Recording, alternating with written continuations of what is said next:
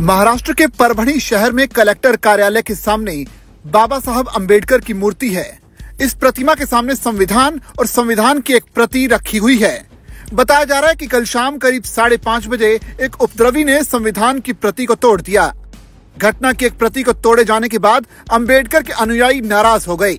इसके बाद परभणी में देर रात तक आंदोलन शुरू हो गया। इसके तहत आज परभणी में बंद का ऐलान किया गया। अब वहां से हिंसा ने आक्रामक रूप ले लिया है। प्रदर्शनकारियों ने जगह जगह पत्थर फेंके, सड़क पर दुकानें और कारें भी जला दी गई। पुलिस ने आंसू गैस के गोले भी छोड़े।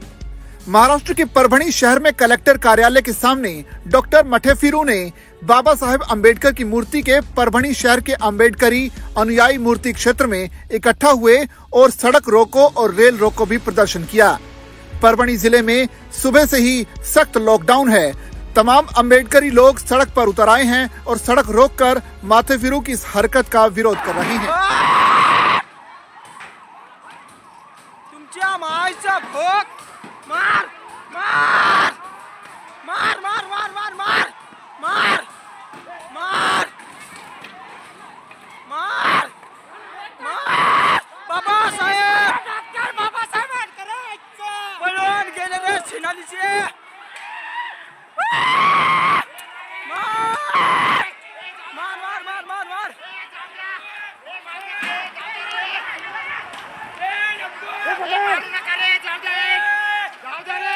जाऊ द्या।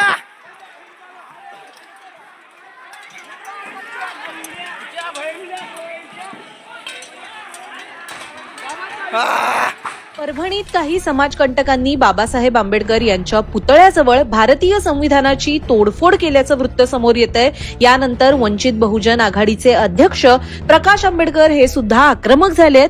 परभणीमध्ये सुरू असलेल्या बंदला आता हिंसक वळण येत असल्याचं कळतंय। हल्लेखोरांना अटक करा अन्यथा परिणाम भोगावे लागतील असा इशाराच आता वंचित बहुजन आघाडीच्या अध्यक्षांनी म्हणजेच प्रकाश आंबेडकरांनी दिलाय। नेमकं परभणीत काय घडतंय ते आपण या व्हिडिओच्या माध्यमातून सविस्तर परभणीत संविधानाच्या प्रतीची विटंबना करण्यात आल्याची घटना 10 डिसेंबरला म्हणजेच मंगळवारी घडली। त्यानंतर 11 डिसेंबरला परभणीमध्ये बंदची हाक देण्यात आली होती।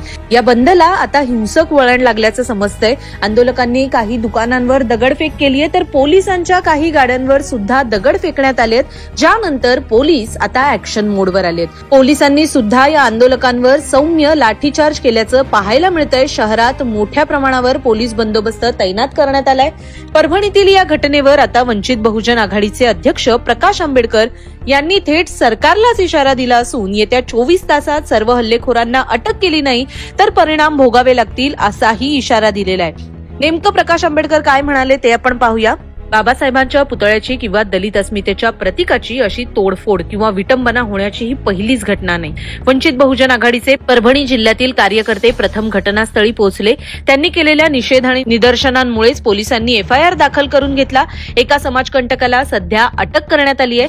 कायदा आणि सुव्यवस्था हातात घेऊ नका, शांतता राखा असं मी आंबेडकरी समाजाला आवाहन करतो। पण येत्या 24 तासात जर प्रशासनाने सर्व हल्लेखोर समाजकंटकांना अटक केली नाही तर परिणाम भोगावे लागतील अशी पोस्ट प्रकाश आंबेडकर यांनी आपल्या एक्स अकाउंट वरती केलेली आहे।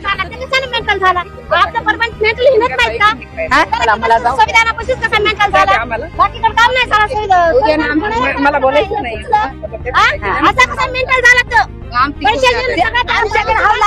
आम्ही त्याचा मेंटल पण दूर करतो।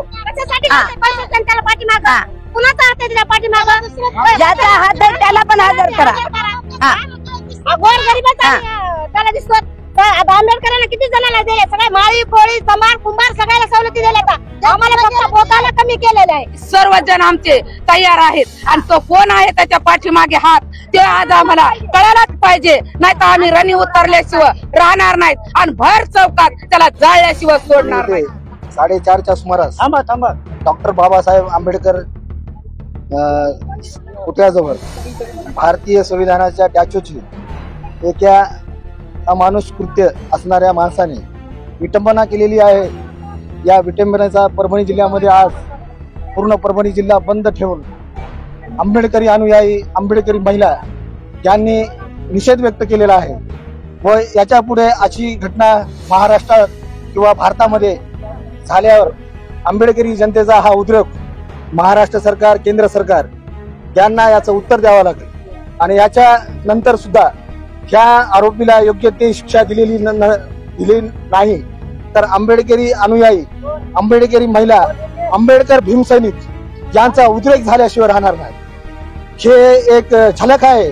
याच्यानंतर एक जलसा म्हणजे उद्रेक ही परभणी जिल्ह्यामध्ये पहिली घटना आहे की चळवळीचं केंद्रबिंदू असणाऱ्या परभणी जिल्ह्यामध्ये एक भारतीय संविधान म्हणजे भारतीय घटना, भारताचं एक पुस्तक, भारतीय एक डॉक्टर बाबासाहेब आंबेडकर लिखित संविधानाच्या डॅचोची विटंबना करणाऱ्याला फाशीची शिक्षा व्हावी ही परभणी जिल्ह्यातून आंबेडकरी अनुयायांकडून ही मागणी महाराष्ट्र भारत सरकारला आंबेडकरी व महिला भीमसैनिक यांच्याकडून करण्यात येत आहे। संविधानाची प्रतिकृती होती, त्या प्रतिकृतीला जातींद माणसांनी याच्या मागे कुणाचं षडयंत्र आहे हे पोलीस प्रशासन शोधून काढावं। ही जी घटना घडली याची अगोदर आम्ही तीव्र शब्दात निषेध करतो आहोत आणि काल जे मोर्चा झाला त्याच्यामध्ये संभाजी भिडे सारख्या पिलावळीची औलाद सुद्धा आली होती।